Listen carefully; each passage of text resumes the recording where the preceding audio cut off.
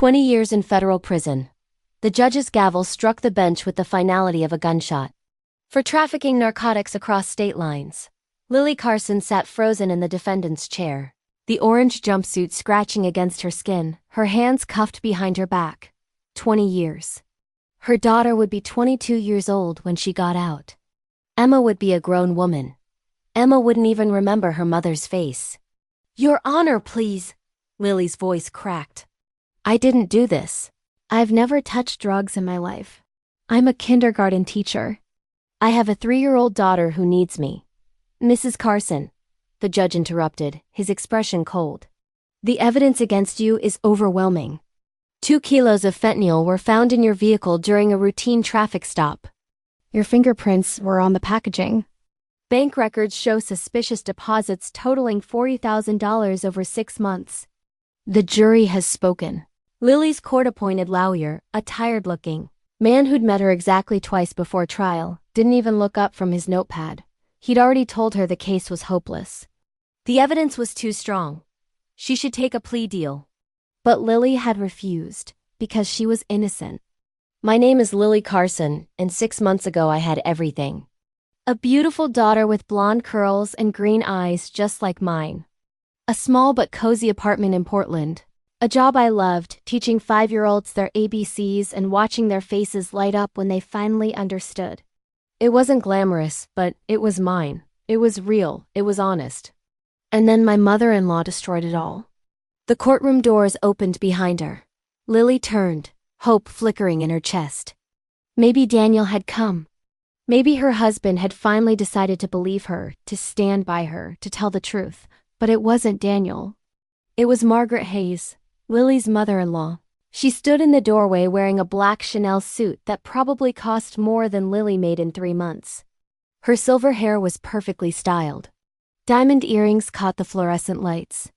And on her hip, held against her designer dress, was Emma, Lily's baby girl. "Emma!" Lily tried to stand, but the bailiff's hand clamped down on her shoulder, forcing her back into the chair. "Emma, baby, it's Mommy." Emma looked at Lily with wide, confused eyes. She didn't smile. Didn't reach out. She just buried her face in Margaret's neck. "Sweetheart," Margaret cooed, stroking Emma's hair. "It's okay. Grandma's here."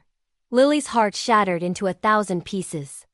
Margaret walked slowly down the aisle, her heels clicking on the marble floor. She stopped directly in front of Lily, close enough that Lily could smell her expensive perfume. Close enough that Lily could see the cold satisfaction in her eyes. "I told you," Margaret whispered, her voice so low only Lily could hear. "I told you that you weren't good enough for my son. That you'd never fit into our family. That your daughter deserved better than a mother from the wrong side of the tracks. You did this," Lily breathed, the pieces suddenly clicking together. "You set me up. The drugs in my car, the money in my account. It was all you." Margaret smiled. It was the smile of a woman who had just won a war. "Prove it. Take the defendant into custody," the judge ordered. 2 bailiffs grabbed Lily's arms, hauling her to her feet. She fought against them, screaming, reaching for her daughter. "Emma! Emma, baby, Mommy loves you. Mommy didn't do anything wrong." "Emma, please, say goodbye to Mommy," Margaret said sweetly, turning Emma toward Lily. "Say bye-bye." Emma waved a tiny hand. Bye. And that was it. That was the last word Lily heard from her daughter's mouth before they dragged her through the side door, down the hallway, into the prison transport van. She'd been so stupid. So blind. Looking back now, the signs had been everywhere. Margaret's constant criticism. The way she'd show up unannounced at Lily's apartment, always with her nose wrinkled like she smelled something rotten. The comments about how Emma deserved better opportunities. The suggestions that maybe Emma should spend more time with family who could actually provide for her. And Daniel? God, Daniel had been so weak. So desperate for his mother's approval that he'd never once stood up for Lily. Never defended her when Margaret made those cutting remarks about Lily's unfortunate background or her limited education. The traffic stop 3 months ago should have been the biggest red flag. Lily had been driving home from work when the police pulled her over. They said her taillight was out. Then they asked to search the vehicle. Said they had probable cause. Said the drug-sniffing dog had alerted. Lily had consented. She had nothing to hide. But when they opened the trunk, there it was. 2 sealed packages of white powder. Fentanyl, the officer had said grimly. Street value of about $200,000. Lily had screamed that she'd never seen it before. That someone must have planted it. That she was a kindergarten teacher, for God's sake. But then they checked her bank account. Showed her the deposits. $40,000 over 6 months. Coming from an offshore account registered to a shell company. Drug money, the detective had said. You've been trafficking for at least half a year, Mrs. Carson. Lily had called Daniel from jail, sobbing, begging him to believe her. To help her. To get her a real lawyer. Mom says we can't afford it, Daniel had said quietly. The legal fees would bankrupt us, but she's willing to take care of Emma while this gets sorted out. Daniel, please. Your mother did this. I know she did. She wants to take Emma from me. That's insane, Lily. My mother is a lot of things, but she's not a criminal. You need to accept that maybe you got involved in something you couldn't control. Maybe someone at your school manipulated you. I didn't do this. But Daniel had already stopped listening. The trial had been a nightmare.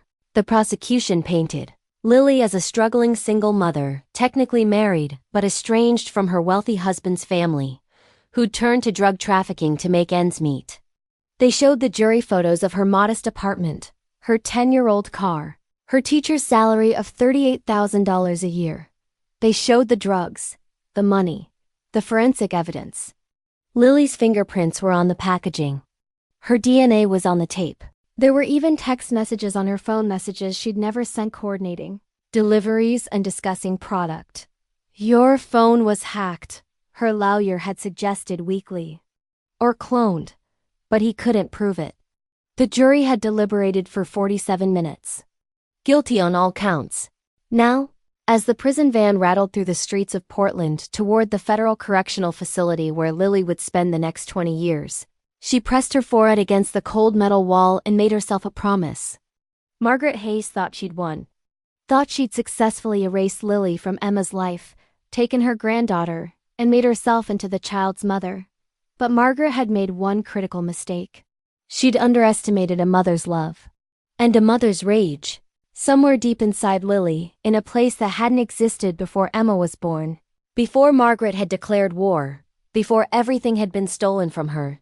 Something dark and determined took root. 20 years was a long time. But Lily was young. She was 31. She'd be 51 when she got out. Emma would be grown, but Lily would still have half her life left. And she would spend every single day of those 20 years preparing, learning, planning, becoming someone who couldn't be destroyed. Because when Lily Carson walked out of that prison, she was going to take back her daughter. And she was going to make Margaret Hayes pay for every single thing she'd stolen.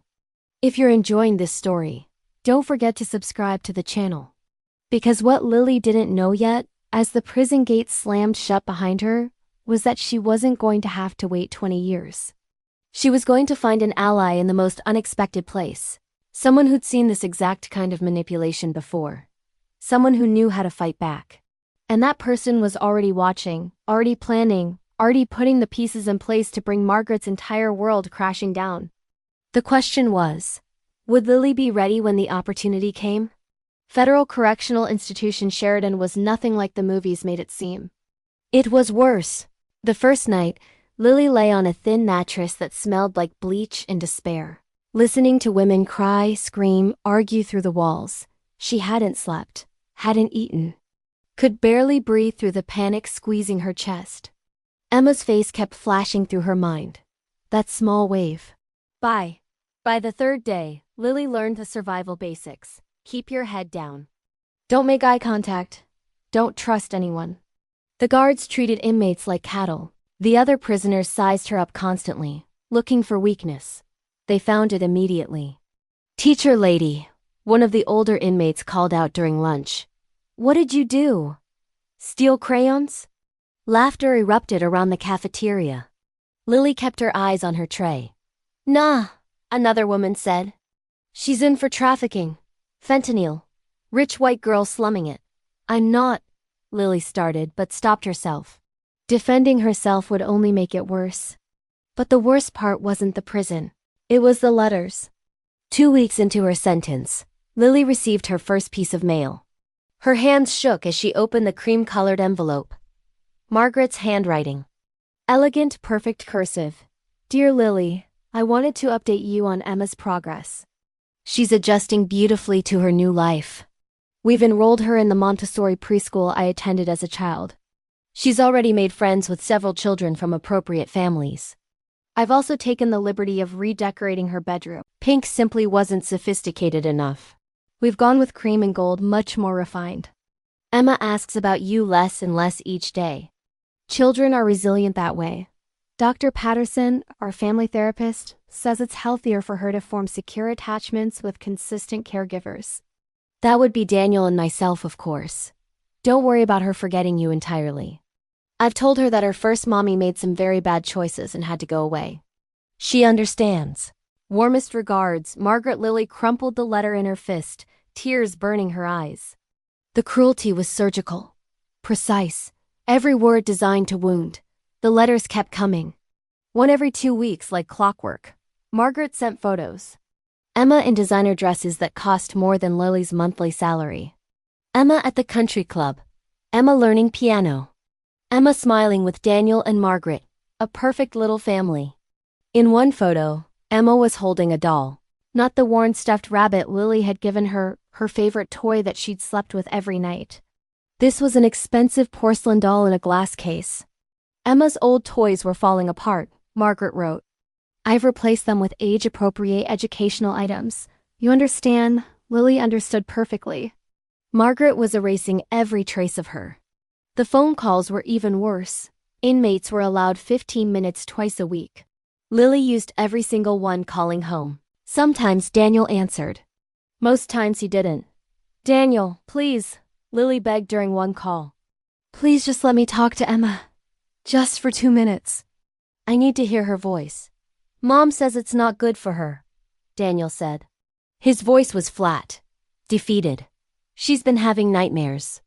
The therapist says talking to you will just confuse her. I'm her mother. You're a convicted felon. The words came out mechanical, like he'd rehearsed them. Mom's petitioning for full custody. Her lawyers say with your sentence length and the nature of your crime, it's a formality. Daniel, your mother framed me. She planted those drugs. She hacked my phone. Set up that bank account. Stop. His voice cracked. Just stop, Lily. I know you're looking for someone to blame, but you did this to yourself. You destroyed our family. Your mother destroyed our family. I have to go. Emma needs her lunch. Click. Lily had smashed the phone against the wall so hard the plastic cracked. Cost her 2 weeks in solitary confinement. But solitary gave her something unexpected. Time to think. Time to remember. Time to realize she'd missed the signs. Margaret's campaign against her hadn't started with the drugs. It had started 3 years earlier, the day Lily and Daniel announced their engagement. A kindergarten teacher, Margaret had said, her smile not reaching her eyes. How quaint. Then came the comments about Lily's family. Her father had been a mechanic, her mother a waitress. Both dead, now killed in a car accident when Lily was 19. No siblings, no trust fund. No connections. Daniel comes from a legacy, Margaret had said during their first dinner at the Hayes estate. His great-grandfather founded Hayes Pharmaceuticals. Our family has responsibilities. Expectations. Lily had thought Margaret would warm up after the wedding. After Emma was born, she'd been wrong. Margaret had shown up at the hospital when Emma was 6 hours old, brought an attorney. I've prepared a small trust for my granddaughter, Margaret had announced. $5 million, accessible when she turns 25. Provided she maintains certain standards. That's incredibly generous, Daniel had said, beaming. Lily had read the fine print later. The standards included attending specific schools. maintaining relationships with appropriate social circles, and most telling, the clause that gave Margaret authority to adjust terms in the child's best interest should circumstances change. Margaret had been planning this from the beginning. The realization hit Lily like ice water.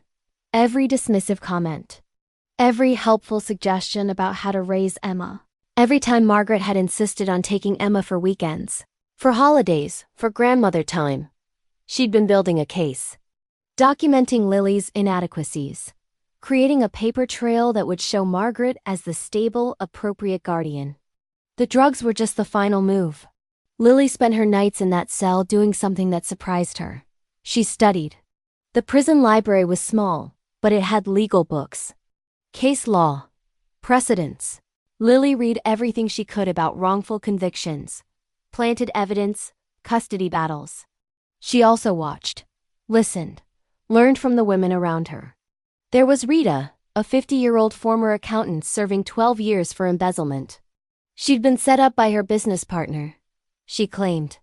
Spent her time teaching other inmates how to spot financial fraud. Paper trails, Rita told Lily one afternoon in the yard. Everything leaves a paper trail. Whoever set you up had to move money, buy drugs, access your car. There's evidence somewhere. You just have to know where to look.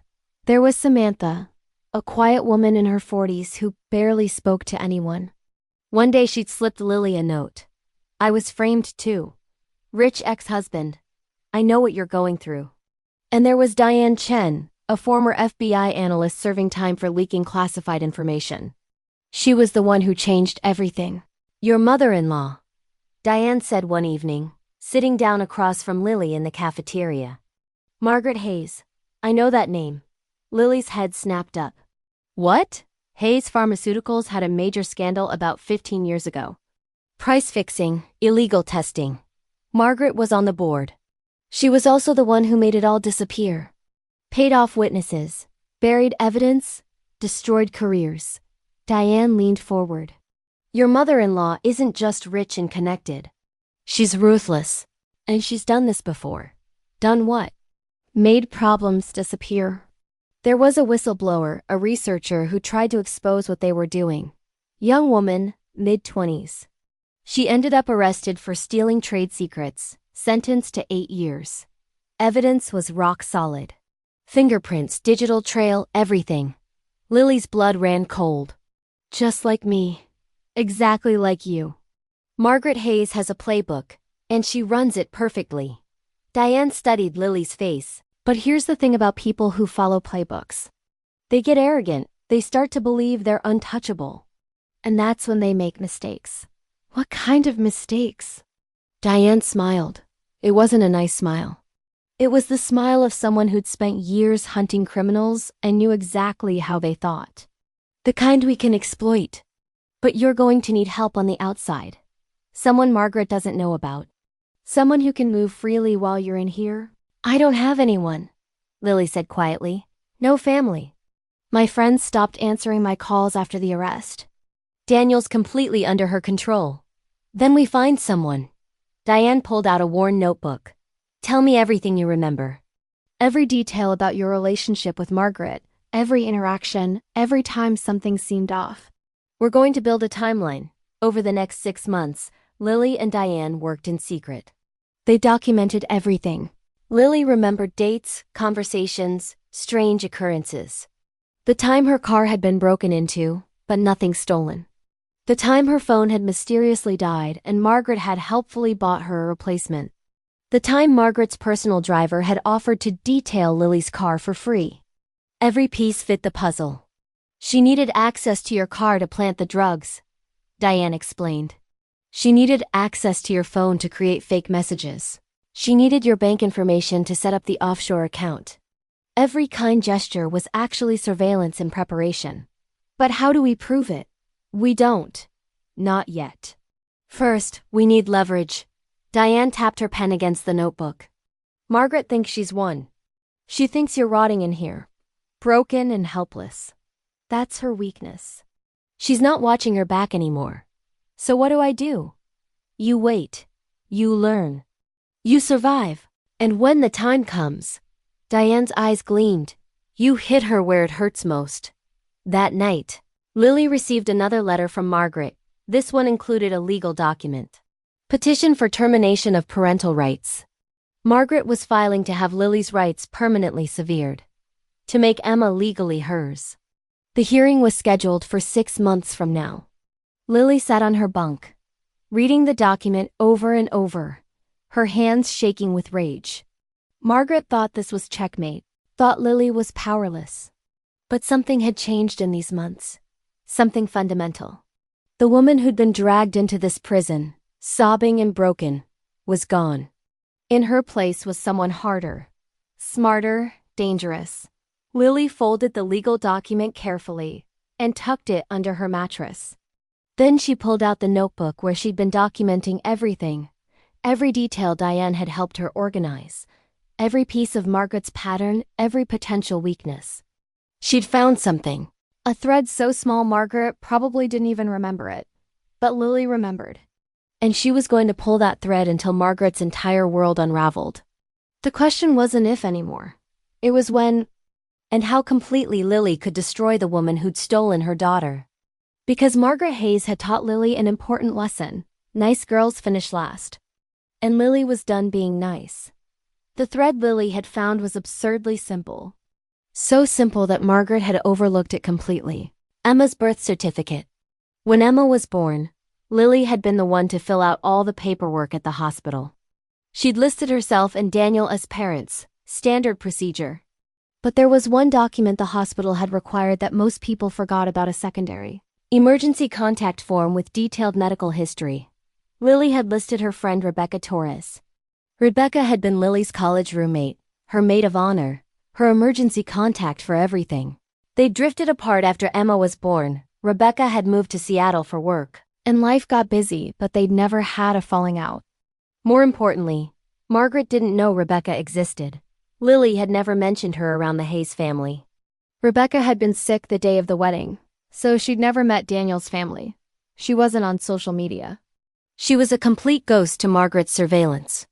"That's your angle," Diane said when Lily explained it. "Someone on the outside who can move without Margaret knowing she's being watched." "But I haven't talked to Rebecca in almost 2 years. She probably thinks I'm guilty like everyone else. Only one way to find out." Getting a message to Rebecca wasn't easy. Lily couldn't just call. All phone calls were monitored and logged. Letters were read by prison staff. She needed something untraceable. That's where Samantha came in. Samantha, the quiet woman who'd been framed by her ex-husband, was getting released in 2 weeks. Time served, good behavior. "I'll deliver it personally," Samantha offered during yard time, speaking quietly so the guards couldn't hear. "What do you need me to say?" Lily had memorized Rebecca's Seattle address. She'd spent 3 nights writing and rewriting the message in her head until it was perfect. "Tell her this exactly. Lily Carson is innocent. Margaret Hayes framed her to steal Emma. Lily needs someone Margaret doesn't know about. Someone who can investigate without being watched. If Rebecca ever loved me, she'd help." Samantha nodded. "I'll find her." 2 weeks later, Samantha walked out of FCI Sheridan a free woman. Lily could only wait and hope. Meanwhile, Margaret's cruelty reached new heights. A month before the parental rights hearing, Margaret sent a video message. The guards allowed it, classified as family communication with minor child. Lily sat in the visiting room, hands trembling as she pressed play on the tablet. Emma appeared on screen. She was 4 now, her blonde curls longer, tied with a silk ribbon. She wore a white dress that probably cost $500. "Hi, Lily," Emma said. "Not Mommy. Lily." Lily's heart cracked. "Grandmother Margaret says I should talk to you because it's good manners," Emma continued, clearly reciting memorized lines. "I'm doing very well. I got accepted to Bradford Academy for kindergarten. Grandmother says it's where all the best families send their children." Emma paused, looking off camera. Someone Margaret must have nodded. "Grandmother says you made bad choices and that's why you had to go away. She says I shouldn't be sad because she takes much better care of me than you ever could." The video ended. Lily sat frozen, staring at the blank screen. The guard had to tell her 3 times that her viewing time was up. That night, Lily didn't cry. She'd run out of tears months ago. Instead, she added this to her mental list of everything Margaret would answer for. 3 weeks before the hearing, a new inmate arrived. Her name was Patricia Morrison, and she was different from everyone else in FCI Sheridan. Patricia was 62 years old, a former family law attorney from Portland, serving 18 months for contempt of court. She'd refused to hand over client files during a divorce case, claiming attorney-client privilege. The judge had disagreed. "Margaret Hayes," Patricia said when Lily mentioned the name during lunch. "I know exactly who she is. I've been up against her lawyers 4 times in custody battles. Lost every single one. You lost to her?" "Everyone loses to Margaret Hayes. She doesn't fight fair. She fights to annihilate." Patricia studied Lily carefully. "But you're not looking to fight fair either, are you?" "No. Good. Because fair doesn't win against people like her. Smart wins. Ruthless wins. Strategic wins." Patricia leaned forward. "Tell me everything."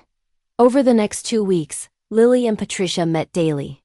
Patricia taught her things Diane couldn't: the ins and outs of family court, the weaknesses in custody cases, the specific ways Margaret's lawyers would attack. "They'll argue you're unfit," Patricia explained. "Drug trafficking conviction, 20-year sentence, no possibility of parole. They'll say Emma deserves stability, resources, a proper family environment. How do I fight that from prison?" "You don't fight the unfitness argument. You can't. The conviction is real, even if you didn't commit the crime." Patricia's eyes gleamed. "You fight Margaret's fitness instead. You prove she's not the loving grandmother she pretends to be.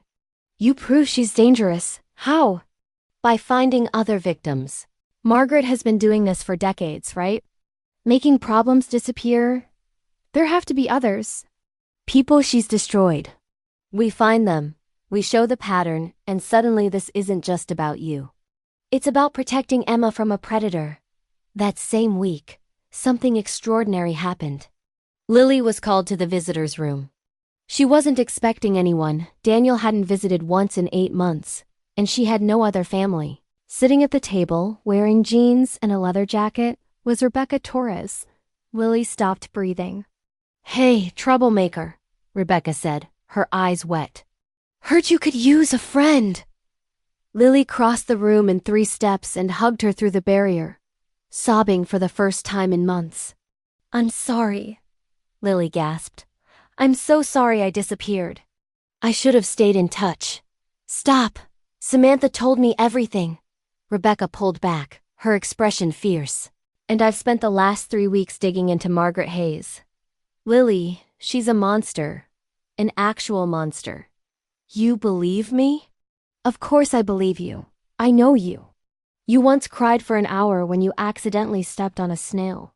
You're not a drug trafficker." Rebecca pulled out a folder. "And now I can prove it." The folder contained 3 years of Rebecca's investigation. Bank records showing offshore accounts registered to shell companies. Phone records. Travel documents.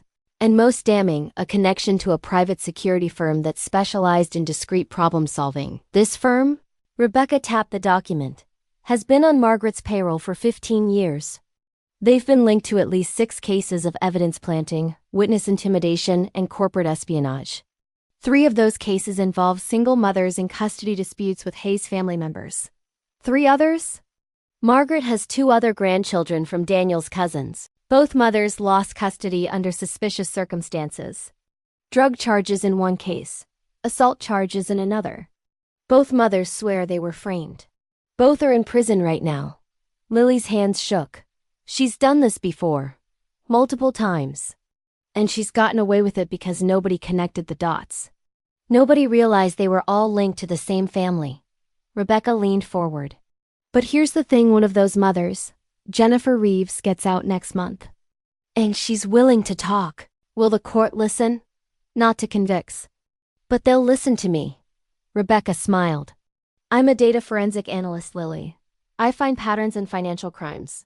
If I can show the court that the same security firm accessed your car, your phone, and your bank records, and that firm has a 15-year relationship with Margaret Hayes, That's reasonable doubt. That's enough to delay the parental rights termination. Maybe even enough to trigger an investigation. For the first time since the gavel had fallen, Lily felt something other than rage or despair. She felt hope. There's more, Rebecca said. I found the mechanic who repaired your taillight the week before your arrest.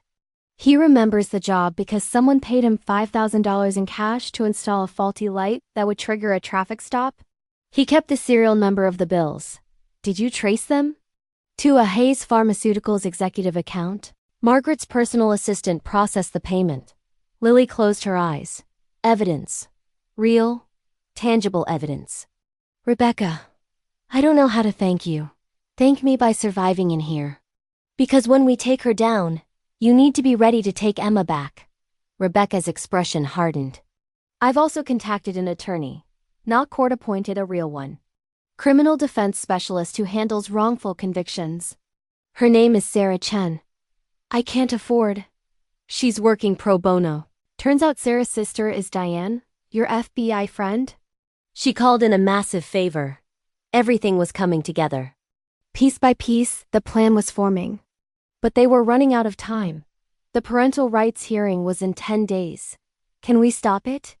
Lily asked. The hearing? No. But we can make Margaret sweat. We file a motion to introduce new evidence. We subpoena the security firm's records. We depose the mechanic. We force Margaret's lawyers to respond. Rebecca grinned. And while they're scrambling to cover their tracks, we watch them make mistakes. What if they don't make mistakes? Oh, they will. Because here's what Margaret doesn't know: the security firm she uses. They're under federal investigation for wire fraud. The FBI has been building a case for 18 months. If we can connect their activities to Margaret, she's not just losing Emma. She's looking at federal charges herself. Lily leaned back, processing this. Margaret thought she'd won. Thought Lily was beaten, broken, powerless. She had no idea what was coming. Over the next week, Sarah Chan filed motion after motion. Each one strategically designed to force Margaret's hand, to make her reveal how she'd built the case against Lily. Margaret's lawyers responded with fury. They called the motions frivolous. They accused Lily of harassing their client. They demanded sanctions. But they also made their first mistake. In their response to the subpoena, Margaret's lawyers claimed the security firm had no relevant connection to the case, that it was a fishing expedition with no evidentiary basis. Sarah Chen smiled when she read that. They just lied to the court, Sarah explained during her first prison visit with Lily. Because I have documents proving Margaret paid that firm $300,000 in the 6 months before your arrest. If they claim no connection exists, they're either incompetent or deliberately misleading the judge. Which means we've got them on the defensive. And defensive players make sloppy plays. The night before the hearing, Lily lay in her bunk, staring at the ceiling. Tomorrow would determine whether she had any legal right to her daughter. Whether Emma would be permanently, irrevocably Margaret's. Part of her was terrified.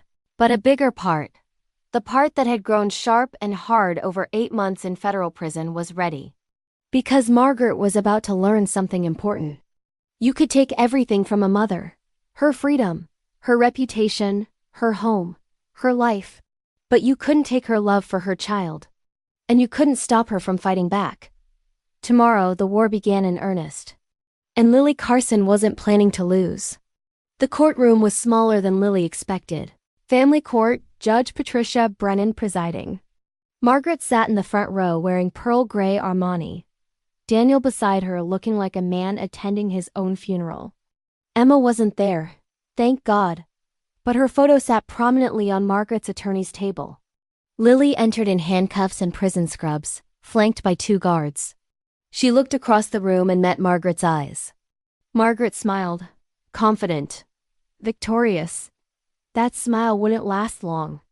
All rise, the bailiff announced. Judge Brennan, a black woman in her 50s with sharp eyes and zero tolerance for nonsense, took her seat. We're here regarding the petition to terminate parental rights of Lily Carson in relation to the minor child Emma Carson, Judge Brennan began. Mrs. Hayes, your attorney may proceed. Margaret's lawyer, a slick man named Richard Vance, who probably billed $1,000 an hour, stood smoothly. Your Honor, this is a straightforward matter. Ms. Carson is serving a 20-year federal sentence for drug trafficking. She cannot provide for her child, cannot be present in her child's life. Meanwhile, my client Margaret Hayes has provided Emma with stability, education, resources, and love. The child is thriving. Terminating Ms. Carson's rights is in Emma's best interest. Ms. Chun? The judge turned to Sarah. I've reviewed your motions. You've made some serious allegations. I hope you have evidence to support them. Sarah stood. She was 42, Chinese American, and had the quiet deadliness of a surgeon with a scalpel. Your Honor, I have substantial evidence that my client was framed for a crime she didn't commit. That the person who framed her is sitting in this courtroom. And that person is seeking to permanently sever parental rights to cover up her own criminal conspiracy. The courtroom went silent. Richard Vance shot to his feet. Your Honor, this is absurd. Sit down, Mr. Vance, Judge Brennan said sharply. Ms. Chun, you have my attention. Proceed. Sarah opened her briefcase. Your Honor, I'd like to introduce exhibit of financial records showing that Margaret Hayes paid $300,000 to Blackstone Security Solutions in the 6 months before my client's arrest. This is the same firm currently under federal investigation for evidence planting, witness intimidation, and corporate espionage. She handed documents to the bailiff, who passed them to the judge. Margaret's face went pale. Objection, Vance said, but his voice had lost its confidence. That proves nothing. Mrs. Hayes runs a pharmaceutical company. Security consultations are routine. Routine security consultations don't involve accessing my client's vehicle. Phone records and bank accounts, Sarah interrupted. Which brings me to Exhibit B, a sworn affidavit from Thomas Reardon, the mechanic who was paid $5,000 in cash to sabotage Miss Carson's taillight, ensuring she'd be pulled over. He kept the serial numbers of the bills. They traced directly to a Hayes Pharmaceuticals executive account. She handed over more documents. Judge Brennan's expression darkened as she read. Margaret leaned forward and whispered urgently to Vance. He looked sick. Your Honor, Vance stammered. We weren't given notice of these witnesses. Because your client buried them, Sarah said coldly. Just like she's buried everything else. Which brings me to Exhibit C. The courtroom doors opened. 2 women walked in. Both in their 30s. Both looked like they'd been through hell. Your Honor, may I introduce Jennifer Reeves and Amanda Chen? Both are former daughters-in-law of Hayes family members. Both lost custody of their children under suspicious circumstances. Jennifer served 4 years for drug possession, drugs that were planted in her home during a wellness check, arranged by her mother-in-law, Catherine Hayes.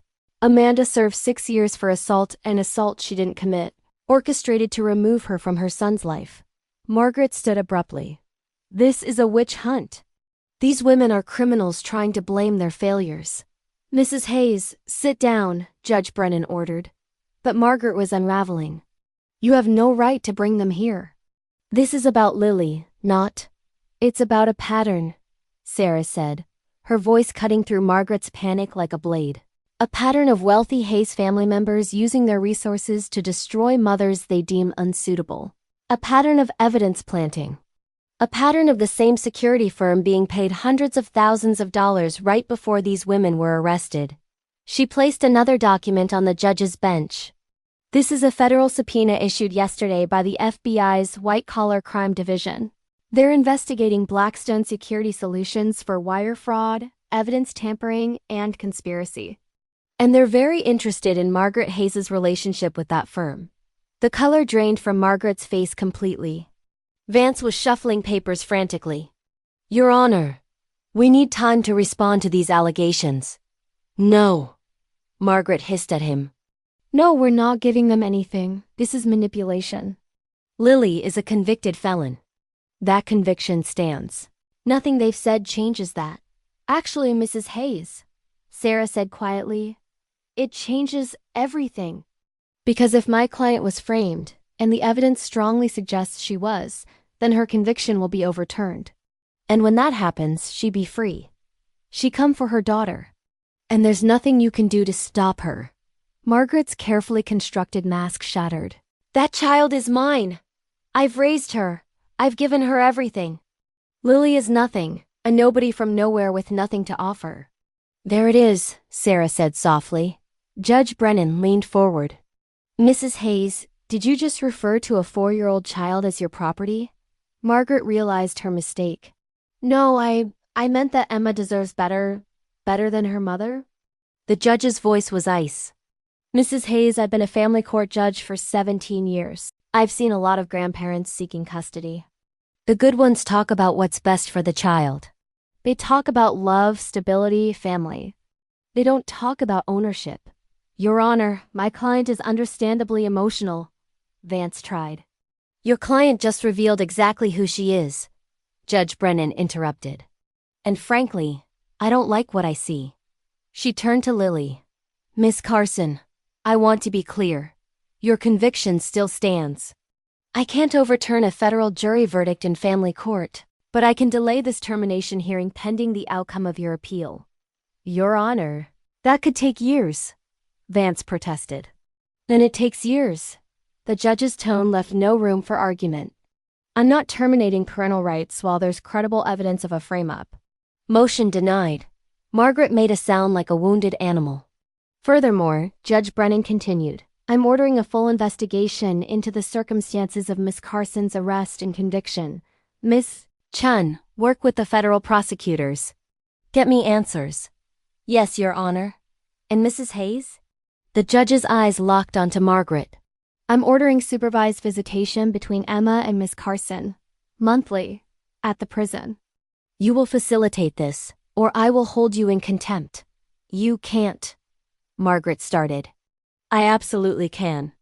And if I find out you've been alienating that child from her mother, we're going to have a very different conversation about custody. Possibly about who should have it. Judge Brennan's meaning was clear. We're adjourned.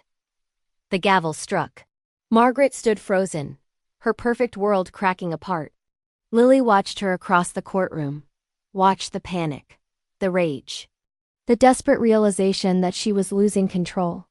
And for the first time in 8 months, Lily smiled. Sarah leaned close as the guards prepared to take Lily back. The FBI wants to talk to you. They're building a case against Margaret. If you cooperate, if you testify, they'll recommend reducing your sentence. Maybe even overturning the conviction entirely. How long? Lily whispered. 6 months, maybe a year. But Lily, this is real. We're going to get you out. As the guards led her away, Lily looked back one more time. Margaret was being escorted out by her lawyer, who was speaking urgently in her ear.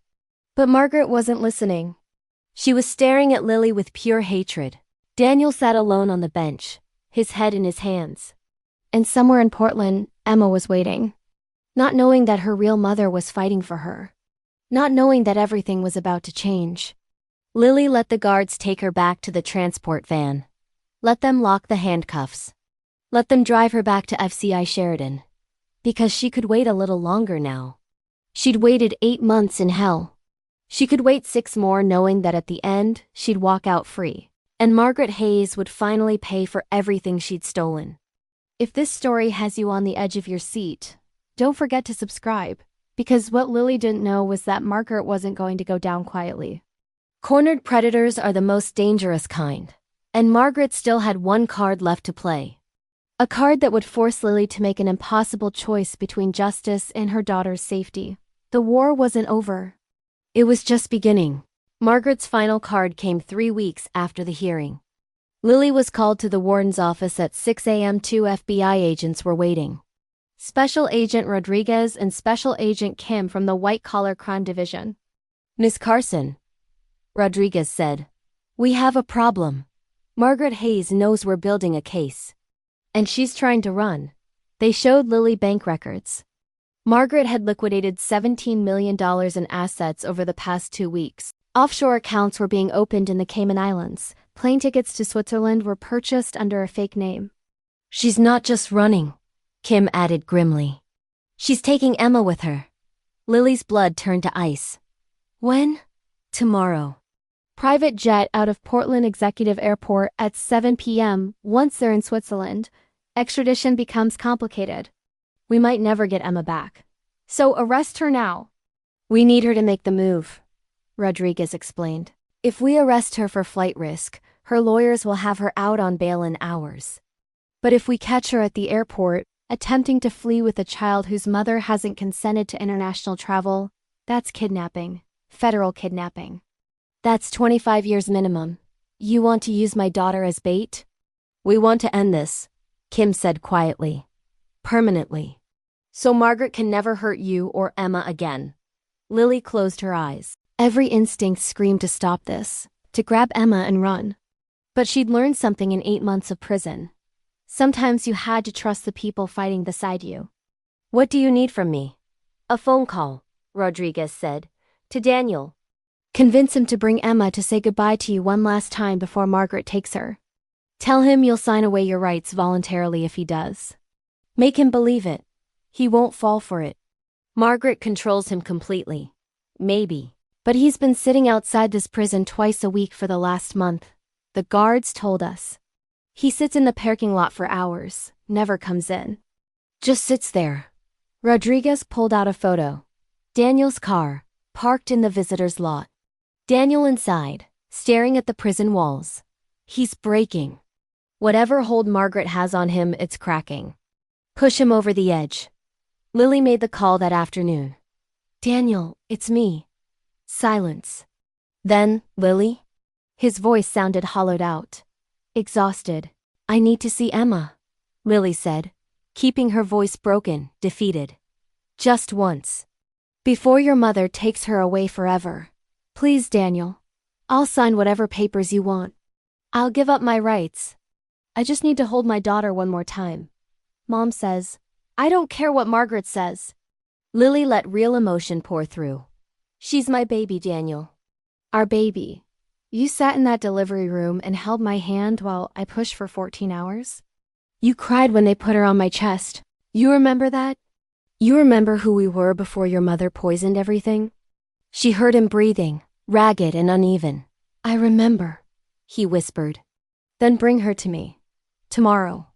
1 hour. That's all I'm asking. Let me say goodbye to my little girl. The line went quiet for so long Lily thought he'd hung up. Tomorrow, Daniel finally said. 2 p.m. I'll bring her. The next afternoon, Lily sat in the prison visiting room, her heart hammering. The door opened. Emma walked in holding Daniel's hand. She was bigger now. 4.5 years old. Wearing a pink dress, not the designer clothes Margaret preferred, but the simple cotton dress Lily used to buy at Target. Her blonde hair was in pigtails, not the elaborate styles Margaret forced on her. Mommy? Emma said softly. Lily's eyes flooded with tears. Baby girl. Emma ran across the room and crashed into Lily's arms. Lily held her daughter for the first time in 9 months, breathing in her shampoo smell, feeling her small heartbeat against her chest. I missed you so much, Lily sobbed. So much. Grandmother said you didn't want to see me anymore, Emma whispered. She said you liked prison better than me. That's a lie, sweetheart. The biggest lie anyone ever told. I think about you every single second. You're the reason I'm still fighting. Daniel stood awkwardly by the door, his eyes red. Lily, I didn't know. I swear I didn't know what she was doing. The mechanic, the security firm, all of it. I thought you were guilty. You thought what your mother told you to think, Lily said quietly. Like you always do. I'm sorry. His voice cracked. I'm so sorry. The door burst open. Margaret stormed in, her face twisted with rage. Daniel, what are you doing? We have a flight in 3 hours. Get Emma away from her right now. No, Daniel said. Margaret froze. What did you say? I said no, Mom. Daniel's hands were shaking, but his voice was steady. I've been doing everything you say for 34 years. I'm done. Lily's right. You poisoned us. You destroyed our family. You turned me into someone I hate. Don't be ridiculous. I know what you did. Daniel pulled out his phone. I hired my own investigator. Found the payments to Blackstone Security, found the mechanic, found everything. You framed my wife. You tried to steal my daughter. Margaret's expression turned cold. Calculated. And what exactly do you plan to do about it? You're weak, Daniel. You've always been weak. You need me. Maybe I was weak, Daniel said. But not anymore. The doors opened again. FBI agents poured in. Rodriguez, Kim, and 4 others. Margaret Hayes. Rodriguez announced, "You're under arrest for conspiracy to commit fraud, evidence tampering, attempted kidnapping, and federal racketeering charges related to Blackstone Security Solutions." Margaret's face went white. This is entrapment. You can't. We can. We have 17 years of financial records linking you to 6 frame-ups, 4 custody manipulations, and 2 counts of obstruction of justice. You're done. They handcuffed her right there in the visiting room while Emma watched, confused. Grandmother, Emma said quietly. Margaret looked at her granddaughter, and for one moment, something almost human flickered across her face. I did this for you, she said. To give you a proper life. A proper family. You did this for yourself, Lily said, holding Emma close. You always have. Margaret was led away, screaming about lawyers and immunity and mistakes. Her voice echoed down the hallway until it faded to nothing. Daniel knelt beside Lily and Emma. What do I do now? You step up, Lily said. You be the father Emma deserves. And you help me get out of here. 4 months later, Lily Carson walked out of FCI Sheridan a free woman. The FBI had overturned her conviction after Blackstone Security Solutions flipped on Margaret, providing detailed evidence of the frame-up. The offshore accounts, the planted drugs, the hacked phone, all of it documented in meticulous detail. Margaret Hayes was sentenced to 32 years in federal prison. No parole. No bail.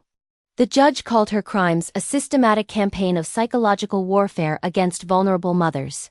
Hayes Pharmaceuticals collapsed within weeks. The board voted to remove all family members from leadership. Daniel resigned, sold his shares, and used the money to fund legal aid for wrongfully convicted mothers. Rebecca helped Lily find an apartment in Seattle. Nothing fancy, 2 bedrooms, a small kitchen, a balcony where Emma could draw with chalk. It was perfect. 1 year after her release, Lily stood in front of a courtroom again. But this time she wasn't in handcuffs. She was in a simple blue dress, Emma beside her in matching blue.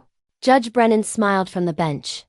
Miss Carson, I'm pleased to formally restore your full parental rights to Emma Carson. This court finds that you are a fit, loving, and capable mother. Emma squeezed Lily's hand. Does this mean Grandmother Margaret can't take me away? Never again, baby, Lily whispered. Never, ever again. That night, Lily tucked Emma into bed in their new apartment. Emma's room was filled with hand-me-down toys, library books, and crayon drawings taped to the walls. Mommy, Emma said sleepily, are you going to leave again? No, sweetheart. I'm staying right here. Forever. Promise? I promise. Lily kissed her forehead. Nothing in this world could take me from you. As she turned off the light and closed the door, Lily walked to her own bedroom. On the nightstand sat a framed photo of Emma blowing out candles on her 5th birthday cake. The first birthday they'd celebrated together in 2 years. Beside it was a letter from Margaret. It had arrived last week, forwarded from the prison. You think you've won, you haven't. Emma will remember who raised her. Who gave her everything. She realized eventually that you're just a poor teacher with nothing to offer. She come back to me. Lily had read it once, then filed it in a box marked evidence, in case Margaret tried anything from prison. But tonight, she pulled it out one more time and read it again. And then she smiled. Because Margaret was wrong about one critical thing. Lily had nothing to offer except love. Except time. Except presence. Except the one thing money couldn't buy, a mother who would crawl through hell itself to get back to her child. And that was everything. Lily Carson had learned the most important lesson of her life. Revenge isn't about destroying the person who hurt you. Revenge is building a life so beautiful, so full, so complete that they can see exactly what they lost when they tried to destroy you. Margaret would spend the next 3 decades watching through prison bars as Lily raised Emma. As they laughed together, traveled together, built memories together. Margaret had stolen 2 years from them. But she'd given Lily something invaluable in return. She'd taught her that a mother's love is Unbreakable. Unshakable. Unstoppable. And that was the best revenge of all. Have you ever been betrayed by someone you trusted? Tell us in the comments where you're watching from and what you would have done in Lily's situation. If this story moved you, don't forget to subscribe to the channel because justice might be